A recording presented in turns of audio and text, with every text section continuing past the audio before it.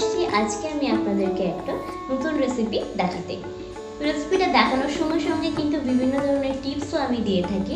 টিপসগুলো কিন্তু অবশ্যই ফলো করবেন, তাতে রান্না করার সময় আপনাদের কিন্তু অনেকটাই সুবিধা হবে। চলুন দেখে নেওয়া যাক আজকের এই রেসিপিটা কিভাবে আমি করছি।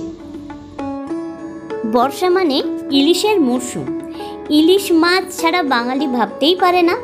ইলিশ মাছ এত ভালো লাগে খেতে। ইলিশ মাছের বিভিন্ন ধরনের আইটেম আছে।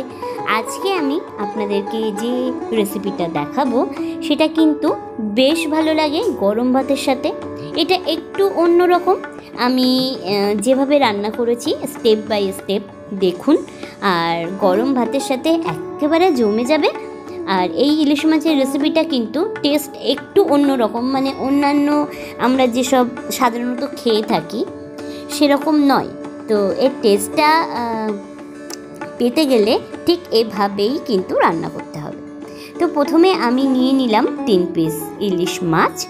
মাছটা ভালো করে নুন আর হলুদ দিয়ে মাখিয়ে রাখবো মোটামুটি আধ ঘন্টা মতো, যাতে মাছের মধ্যে নুন হলুদটা ঢোকে। ভালো করে মাছের মধ্যে মাখিয়ে নিলাম, নিয়ে মোটামুটি আধ ঘন্টা মতো রেখে দেবো। ইলিশ মাছ কিন্তু বেশ ভালো লাগে, বিশেষ করে ডিম আওলা যে মাছগুলো হয়, ডিম পাওয়া যায় যে মাছে, ওর থেকে যে মাছের ডিম হয় না সেই মাছ কিন্তু বেশি টেস্টি হয়। অনেকের ডিম ভালো লাগে। তো যাই হোক, এরপরে আমি দিয়ে দিচ্ছি 1 কাপ মতো টক দই। টক দই দিয়ে দিয়েছি 1 কাপ, আর 1 কাপ মতো দিয়ে দেব পেঁয়াজ বাটা। একটা মিডিয়াম সাইজের পেঁয়াজটাকে বেটে নিলে মোটামুটি ওই ছোটো কাপের 1 কাপ মতো হবে। আর দিয়ে দেবো এখানে কাশ্মীরি রেড চিলি পাউডার। এই কাশ্মীরি রেড চিলি পাউডার 1 চামচ মতো দিয়ে দেব। খুব ভালো কালার আসে আর খেতেও কিন্তু বেশ ভালো লাগে। হ্যাঁ, আরেকটা জিনিস, এখানে আমি 1/2 চামচ মতো দিয়ে দেব বিরিয়ানি মশলা। বিরিয়ানি মশলাটা কিন্তু দারুণ লাগে এর সাথে। আর এর মধ্যে দিয়ে দেব 1/2 চামচেরও একটু কম চিনি দিয়ে এই যে মশলাটা ভালো করে কিন্তু ফেটিয়ে নেব। আর দিয়ে দেব প্রয়োজন মতো লবণ দিয়ে ভালো করে ফেটিয়ে নেব। যদি এভাবে ফেটিয়ে নিতে অসুবিধা হয় তো মিক্সচারের মধ্যে কিন্তু দিয়ে এটা ভালো করে মিক্সড করে নেওয়া যেতে পারে। তো আমি প্রথমে নর্মাল একটু ফেটিয়ে নেওয়ার চেষ্টা করলাম, দেখলাম যে খুব ভালো স্মুথ পেস্ট হচ্ছে না। তো তার জন্য আমি এটা মিক্সচার মেশিনে ফেটিয়ে নিয়েছি। কত সুন্দর একটা স্মুথ পেস্ট হয়েছে। যারা একটু ঝাল বেশি পছন্দ করেন তারা কিন্তু এই মিশ্রণের মধ্যে 2-3টে কাঁচা লঙ্কা দিয়ে পেস্ট বানিয়ে নেবেন। এবার এই মিশ্রণের মধ্যে আমি মাছটা দিয়ে ম্যারিনেট করে রাখবো প্রায় আধ ঘন্টা মতো। এবার মাছটা মশলার মধ্যে মাখিয়ে ঢাকা দিয়ে রাখবো। এরপরে কড়াই গরম হয়ে গেলে এর মধ্যে দিয়ে দেবো সাদা তেল।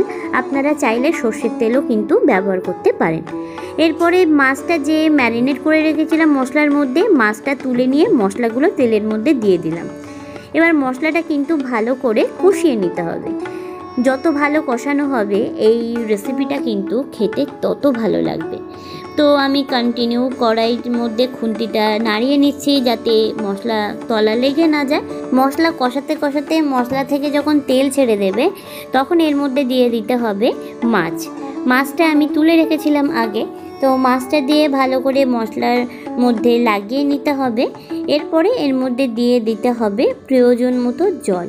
খুব বেশি কিন্তু গ্রেভি করা যাবে না, আর একেবারে শুকনো শুকনো কিন্তু খুব একটা ভালো লাগবে না। তো মাছটা সিদ্ধ হওয়ার মতো একটু জল দিতে হবে। দিয়ে ভালো করে নাড়িয়ে চাড়িয়ে নেব। নিয়ে মোটামুটি 10 মিনিটের মতো ঢাকা দিয়ে রেখে দেব একদম মিডিয়াম আছে, যাতে মশলাটা খুব তাড়াতাড়ি শুকিয়েও না যায় আর মাছটা যেন খুব ভালো সিদ্ধ হয়। আর বিশ্বাস করুন, এই রেসিপির মধ্যে যে বিরিয়ানি মশলাটা দেওয়া হয়েছে একটা অন্য রকম স্বাদ আনে। আমার তো দুর্দান্ত লাগে। আপনারা এভাবে একবার রান্না করে দেখবেন, সত্যিই ভালো লাগে। এরপরে যখন মোটামুটি মাছটা 10 মিনিট মতো ফুটবে, ফোটা হয়ে গেলে তারপরে ঢাকনিটা খুলে নিয়ে দেখতে হবে যে মাছটা সিদ্ধ হয়েছে কিনা। আমার একেবারে প্রায় সিদ্ধ হয়ে গেছে। তো এবার খুব সাবধানে মাছটা কিন্তু উল্টে দিতে হবে, যাতে 2 সাইডই কিন্তু ভালোভাবে মাছটা সিদ্ধ হয় আর এত সুন্দর সফট হয়। যেহেতু এটা কাঁচা মাছের ঝোল, তো মাছটা কিন্তু খুব সফট হয় আর দুর্দান্ত হয় খেতে। আবার আমি ঢাকনা দিয়ে রেখে দেব যতক্ষণ পর্যন্ত ঝোল না শুকিয়ে যাচ্ছে। একেবারে ঝোল শুকিয়ে গেছে, এবার সাইড দিয়ে কিন্তু মশলার তেল বেরিয়ে গেছে। তো একদম রেডি আজকের এই রেসিপি আমার হয়ে গেছে। আমি এবার একটা প্লেটের মধ্যে নামিয়ে নিচ্ছি। আপনারা খুব সাবধানে প্লেটের মধ্যে নামিয়ে নেবেন, যেহেতু এটা কাঁচা মাছ দিয়ে করা। মাছটা কিন্তু খুব সফট হয় আর খেতে এত ভালো হয়। আপনারা বাড়িতে করে দেখবেন, করে অবশ্যই কিন্তু কমেন্ট করে জানাবেন যে কেমন লাগলো আজকের এই রেসিপিটা। যাই হোক, আপনি যদি আমার চ্যানেলে নতুন হয়ে থাকেন তাহলে অনুরোধ রইল চ্যানেলটা সাবস্ক্রাইব করে রাখার জন্য, আর পাশে থাকা বেল আইকনটা প্রেস করে রাখবেন, যাতে নতুন নতুন ভিডিও যখন আমি আপলোড করব সবার আগে আপনারা দেখতে পান। আর এই রেসিপিটা কিন্তু গরম ভাতের সাথে খুব খুব খুব ভালো লাগে। আপনারা কিন্তু অবশ্যই ট্রাই করবেন আর কমেন্ট করতে কিন্তু ভুলবেন না। সবাই ভালো থাকুন, সুস্থ থাকুন, নমস্কার।